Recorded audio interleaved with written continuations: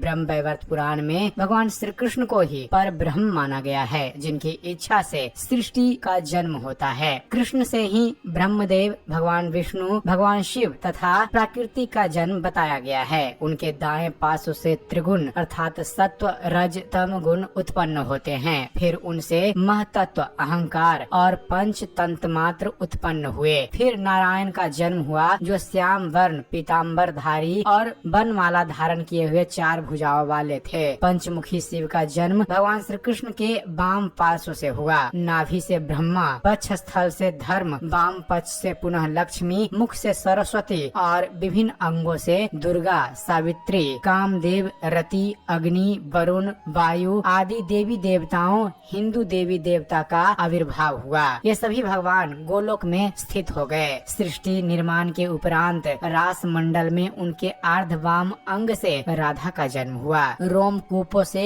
ग्वाल बाल और गोपियों का जन्म हुआ। गायें, हंस, तुरंग और सिंह प्रकट हुए। शिव वाहन के लिए बैल, ब्रह्मा के लिए हंस, धर्म के लिए तुरंग और दुर्गा के लिए सिंह दिए गए। यह पुराण कहता है कि इस ब्रह्मांड में असंख्य विश्व विद्यमान हैं। प्रत्येक विश्व के अपने अपने ब्रह्मा, विष्णु और महेश है। इन सभी विश्वों से ऊपर गोलोक में भगवान श्री कृष्ण निवास करते हैं। इस पुराण में 4 खंड हैं, जिनके नाम है ब्रह्म खंड, प्राकृतिक खंड, गणपति खंड और श्री कृष्ण जन्म खंड। इन चारों में 218 अध्याय इस पुराण में दिए गए हैं। चलिए आपको इन चारों खंडों के बारे में संक्षिप्त जानकारी देते हैं। पहले बात करते हैं ब्रह्म खंड के बारे में। दोस्तों, ब्रह्म खंड में कृष्ण चरित्र की विविध लीलाओं और सृष्टि कर्म का वर्णन प्राप्त होता है। भगवान श्री कृष्ण के शरीर से ही समस्त देवी देवताओं का आविर्भाव माना गया है। इस खंड में भगवान सूर्य द्वारा संकलित एक स्वतंत्र आयुर्वेद संहिता का भी उल्लेख मिलता है। आयुर्वेद समस्त रोगों का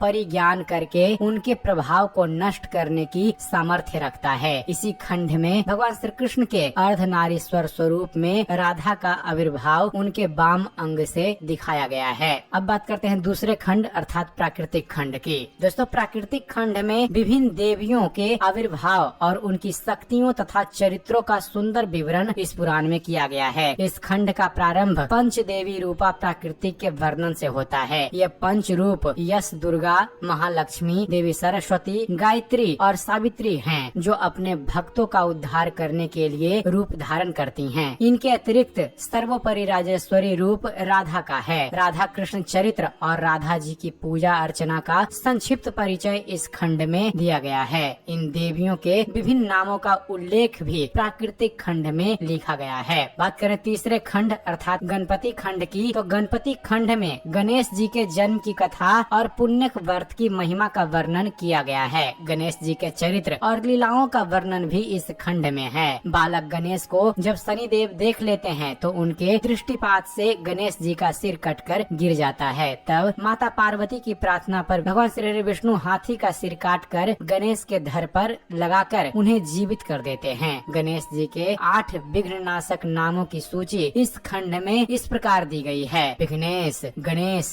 हरेम्ब, गजानन, लंबोदर, एकदंत, सूपकर्ण और विनायक। इसी खंड में सूर्य कवच तथा सूर्य स्त्रोत का भी वर्णन है। अंत में यह कहा गया है कि गणेश जी की पूजा में तुलसी दल कभी नहीं अर्पित करना चाहिए। और राज सुचंद्र के वध के प्रसंग में दशाक्षरी विद्या, काली कवच और दुर्गा कवच का वर्णन भी इसी खंड में मिलता है। अब बात करते हैं ब्रह्म वैवर्त के चौथे खंड अर्थात श्री कृष्ण जन्म खंड के बारे में। दोस्तों, श्री कृष्ण जन्म खंड 101 अध्याय में फैला सबसे बड़ा खंड है। इसमें भगवान श्री कृष्ण की लीलाओं का विस्तार से वर्णन किया गया है। श्रीमद् भागवत में भी इसी प्रकार भगवान श्री कृष्ण की लीलाओं का वर्णन उपलब्ध होता है। इस खंड में योग निद्रा द्वारा वर्णित श्री कृष्ण कवच का उल्लेख है, जिसके पाठ से दैहिक, दैविक तथा भौतिक भयों का समूल नाश हो जाता है। भगवान श्री कृष्ण के 33 नामों की सूची भी इस खंड में दी गई है। बलराम के 9 नामों और राधा के 16 नामों का वर्णन भी श्री कृष्ण जन्म खंड में प्राप्त होता है। इसी खंड में 100 के लगभग उन वस्तुओं, द्रव्यों और अनुष्ठानों की सूची भी दी गई है जिनके मात्र से सौभाग्य की प्राप्ति होती है। इसी खंड में तिथि विशेष में विभिन्न तीर्थों के स्नान करने और पुण्य लाभ पाने का उल्लेख किया गया है। कार्तिक पूर्णिमा में राधा जी की पूजा अर्चना करने पर भी बल दिया गया है, जो विशेष फलदायी है। इसी खंड में कहा गया है कि अन्न दान से बढ़कर कोई दूसरा दान नहीं है। भगवान के 11 नामों जो कि हैं राम, नारायण, अनंत, मुकुंद, मधुसूदन, कृष्ण, केशव, कंसरी, हरे,